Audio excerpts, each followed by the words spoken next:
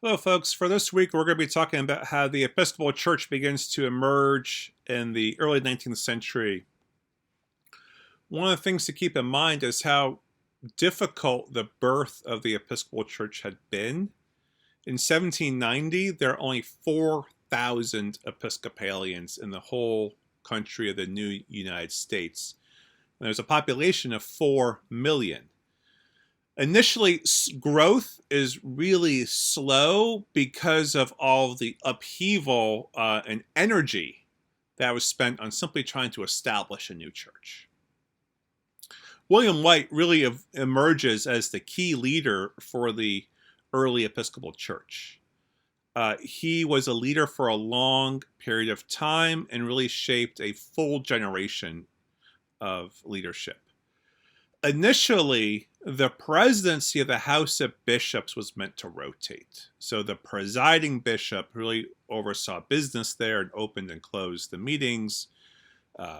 Samuel Seabury was the presiding bishop in 1789 at the First General Convention, House of Bishops meeting.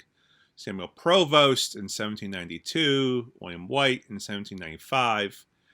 But there were so many arguments between Seabury and Provost that their sharing of authority became really tenuous. Seabury, for instance, thought the 39 Articles were too Calvinist.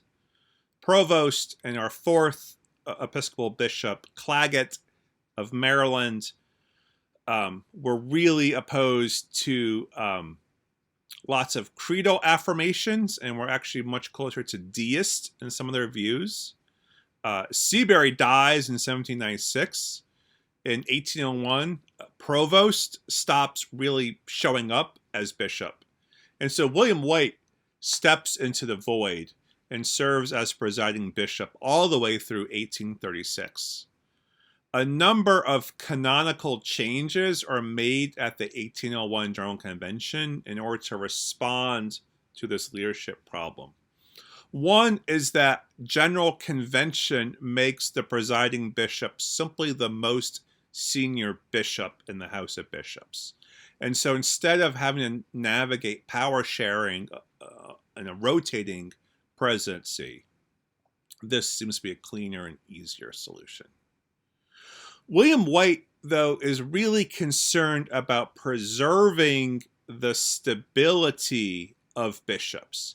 And we see this in his charge he gives to the House of Bishops and to the Episcopal Church in 1834, where he really is concerned that this office of bishop that represents apostolic authority through the Church of England and its ordinations is not lost, especially if they enter into any kind of ecumenical agreements with other Protestant entities, to not lose the authoritative positioning of the apostolic succession of bishops.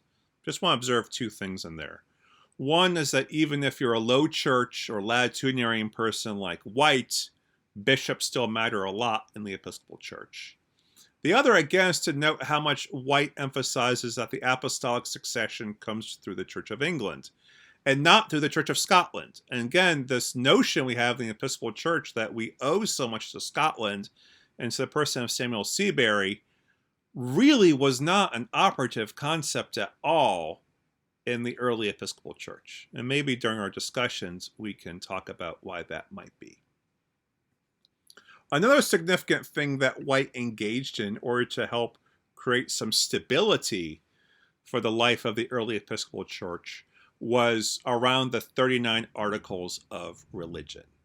So just as a reminder, the 39 Articles of Religion exist as a normative doctrinal statement or confession for the Church of England. This was established in the early Elizabethan period. William White, at the 1801 General Convention, persuades them to adopt a revised version of the 39 Articles of Religion in order, again, to signal this continuity with the Church of England. We have an apostolic succession through the bishops, White argues, and we also ought to show that continuity through these articles. One of the things that modern Episcopalians don't grasp is how the articles actually worked in Anglican life. White, like many other people, did not view them as a systematic exposition of everything that's possible to believe, but rather sets boundaries around what can be believed. So he wants to emphasize not what ought to be believed, but rather what may be believed. And really, he wants to emphasize how important it is to interpret the articles. And we see this through his promotion of the use of commentaries on the articles. And there was actually a wide tradition of commentaries on the articles and people developing different schools of interpretation of the articles through that commentary system. And so William White doesn't have the 39 articles adopted by General Convention just so that that's something for everyone to toe the line about, but rather as a way of affirming continuity of the Church of England and encouraging and expecting a diversity of views and robust debate around them. So what White is trying to do is have there be a minimal acceptance or adaptation of the articles and then allow differing lines of interpretation around the articles to exist. This is actually what it appears Elizabeth herself wanted to happen.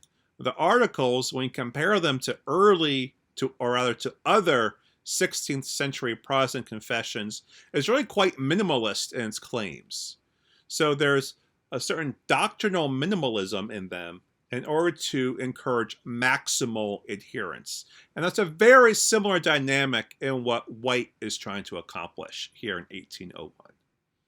So some of the changes here is there's in Article 8, there's a removal of reference to Athanasian Creed.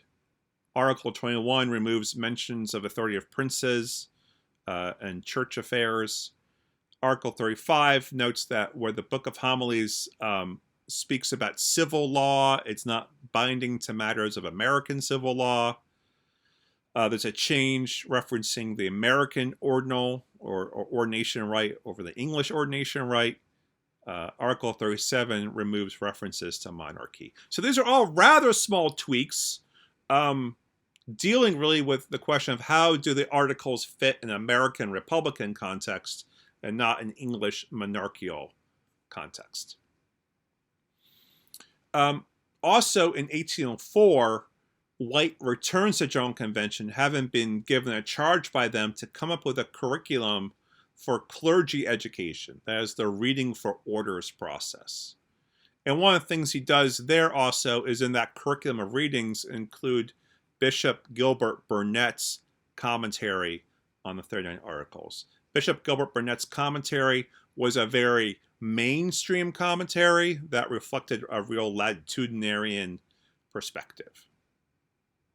So one of the things we can get by looking at this about 40-year period where White really exercises significant authority in the Episcopal Church is to see how the theological consensus moves towards this latitudinarian or low church perspective that is assuming there's going to be a breadth of interpretation and trying to make room for a variety of perspectives.